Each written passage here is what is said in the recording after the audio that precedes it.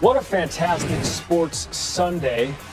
What a fantastic morning it is to be waking up a Spurs fan. Victor Wembanyama playing like a man possessed, playing like a man who was called out by Shaquille O'Neal, saying he needs to step up. How about that? Stepping up, actually leaping up to meet Chet Holmgren at the rim. Wemby setting the tone early defensively and then offensively as well on the oop side of the Stephon Castle alley. And then Devin Vassell, triple, got it. Spurs up 11. They were hitting threes. The Thunder were not. 6 for 33 from three. Worst three-point shooting percentage in a game this season, regular season or the postseason, doesn't matter. Jared McCain turns it over, and then Victor Wembanyama, taller than everybody else. Spurs up 9 after 1. The Thunder have to do this without Jalen Williams. Did not play due to the hamstring he's been battling all season. Second quarter, Spurs up by 5. The Hezzy, one-handed finish, get your own rebound. Victor Wembanyama doing the dang thing. Spurs up 7. This, the closing seconds of the half. Look at him calling for the rock just beyond half court. Pull! Got it. Come on, man. 40 feet. Longest three-point shot made in his career. Wemby had 22 points in the first half. The Spurs were up a dozen at the break against the Thunder team, who has not lost on the road yet in these playoffs. Third quarter, Spurs up 9. Steph Castle patiently waiting like the 50 Cent song. Throwing it up to Wemby. The hoop, the harm, he has it. It's another double-digit lead. And then cookies. Castle picks the pocket of Isaiah Hartenstein. SGA had 19 points in the game.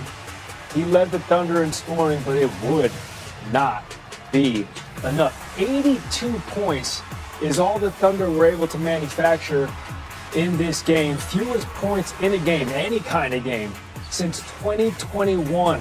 They would not break the century mark. Off the miss, Dylan Harper there for the board.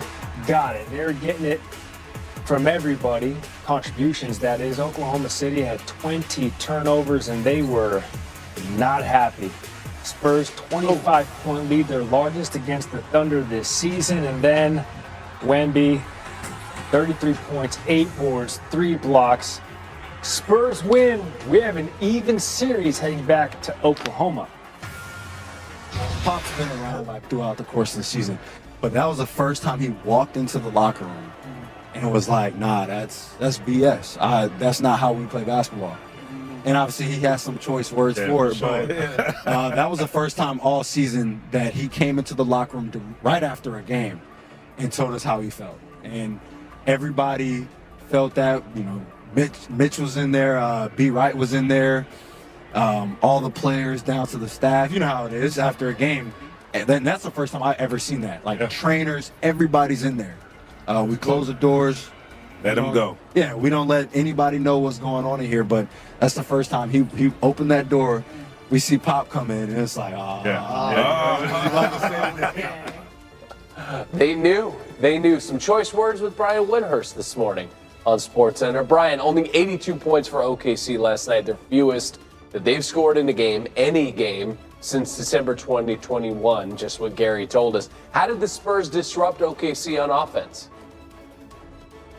Well, the bright line for me was just how different the Thunder looked without A.J. Mitchell and Jalen Williams. During the course of the season, they weathered the storm of not having Jalen Williams because they had A.J. Mitchell.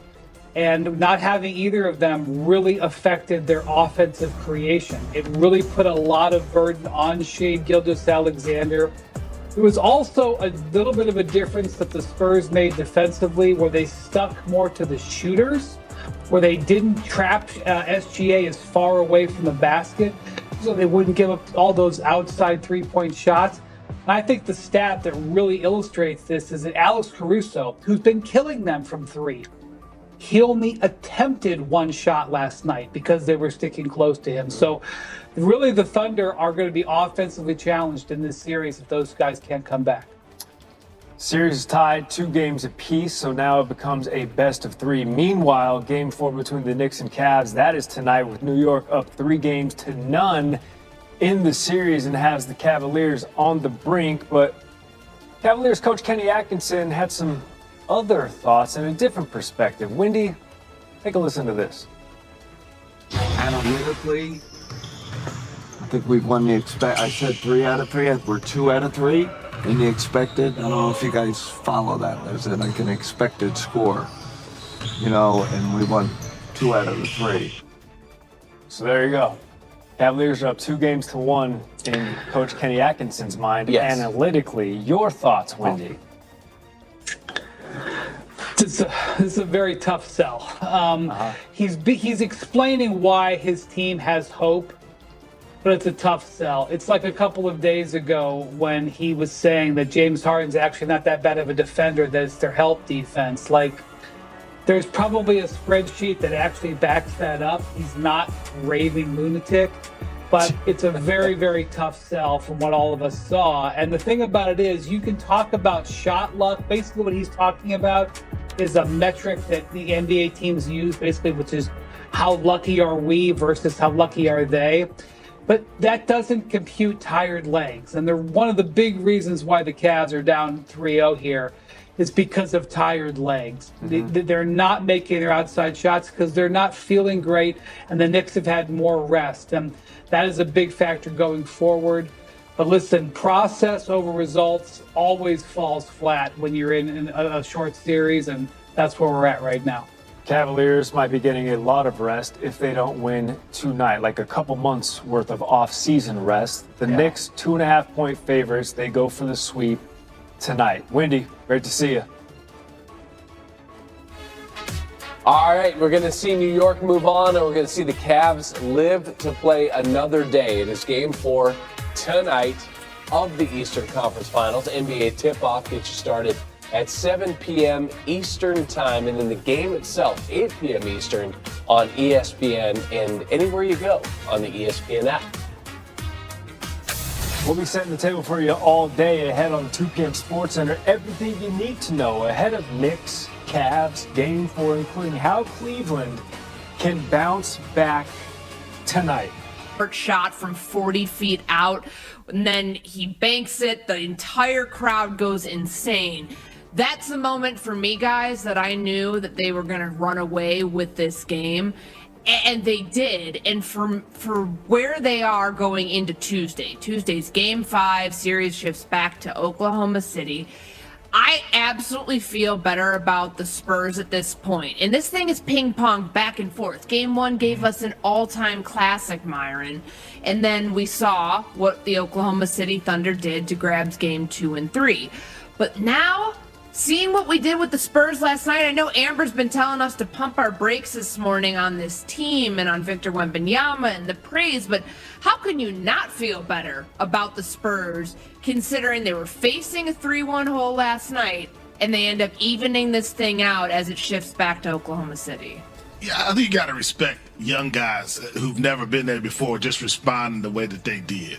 I think that was remarkable to see, and then the way that Wemby played. I think it's valid with Amber, and SG has accomplished so much. He has the championship, multiple MVPs.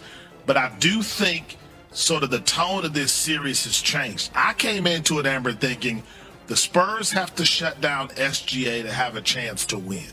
Now I think this series will be decided on whether or not OKC can shut Wemby down or slow him down. That, to me, is what has changed. Wemby is the main character right now in this series, and I think he's the best player as well. He's going to determine, I think, what happens going forward. So I don't think you can shut Wemby down. I mean, you can try to do some